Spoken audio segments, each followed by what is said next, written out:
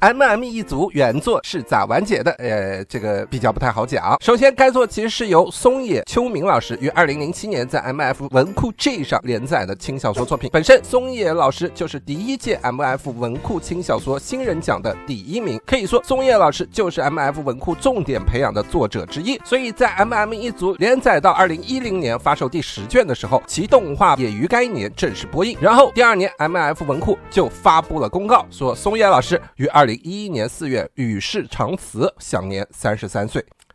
这个给我看懵了啊！虽然 MF 文库并没有说明松野老师的死因，但是写关机加一卡的作者神一郎却发推说过，松野老师2010年就病得很重，所以推掉了所有作家出席的活动。这就让松野老师的死因更加的扑朔迷离了。因为第10卷的后记中一点都看不出来松野老师有得病的样子。更无语的是，松野老师最后发的推文是转发了平板读老师对 MM 一族动画化的苛刻评价，所以松野老师到死都没有抱怨过一句自己得病了，他反而十分在意自己作品的评价。而且松野老师并没有留下任何文案的大纲，导致 MM 一族就这样被永远的停在了第10卷，成了绝笔。太可惜了。回到作品中来，因为故事中有一个发明社可以造出很多超现实的东西，所以这个小说其实有点类似于潜行吧奈亚子，是分段的以各种搞笑的日常喜剧拼成的一个完整的轻小说。因为人物众多，故事后面还增加了男主的堂妹、男主同班同学之类的角色，展开讲就有点长了，所以这里我就只讲一下主线的内容。首先情人节的时候，因为女生送不送巧克力的事情闹了一场争端，最后争端解决后，恐男症的女2号结野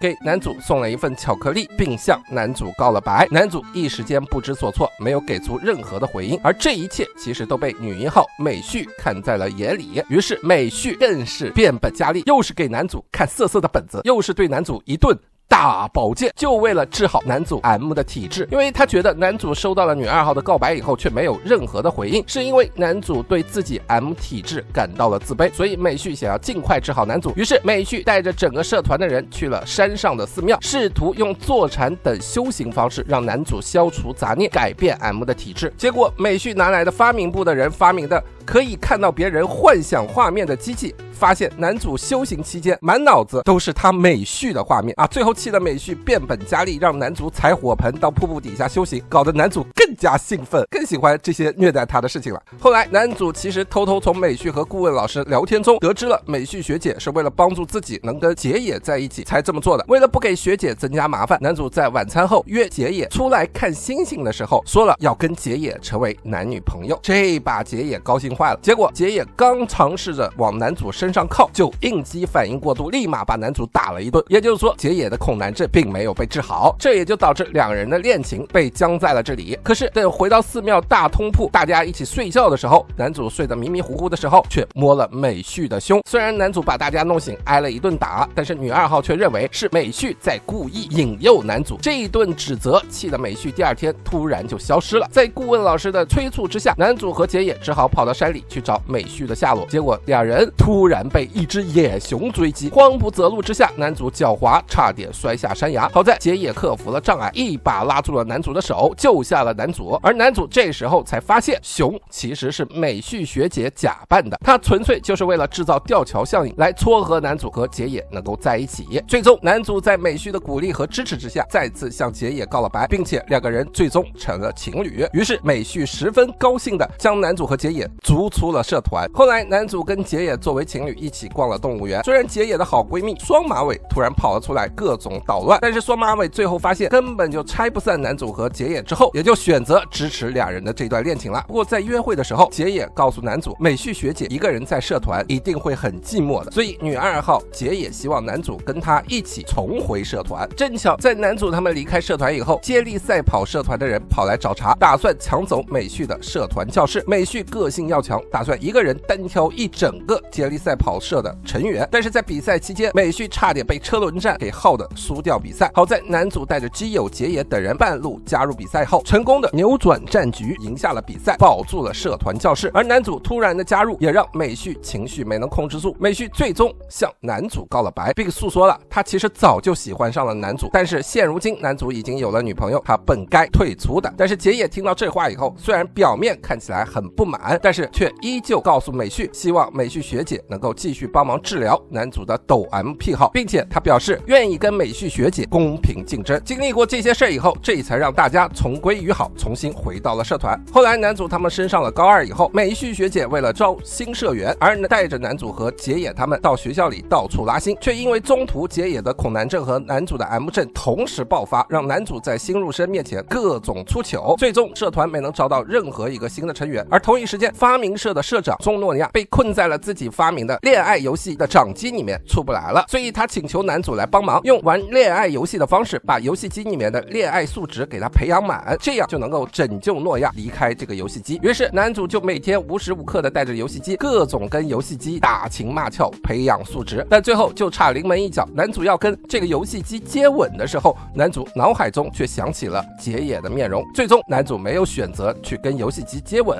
而这个时候诺亚却自己从游戏机里钻了出来，原来他从一开始就可以自由的从游戏机里出入，他其实只是想要陪在男主的身边，故意用游戏机作为幌子来跟男主培养感情。但如今他发现男主心有所属，诺亚本想放弃，而发现男主有异常，一直跟踪男主的美旭和结野，这个时候却突然跑了出来给诺亚加油鼓气。美旭更是鼓励诺亚不要放弃，要努力追寻自己的感情。气的结野为了争夺男主的归属权，差点跟另外2个女人打起来，好在男主最后略施小计，故意惹怒了美旭，让自己被打飞，这才让这段争议暂时被搁置。而正片故事到这里就没有下文了其实男主的后宫还有他的亲妈亲姐，以及在第6卷末尾的时候还登场了一个要报复亲妈亲姐的堂妹。不过结野那个闺蜜双马尾可以确定她其实是喜欢男主的好基友，只可惜这些剧情都没有来得及展开，这个 MM 一族就被迫断片断在这里了。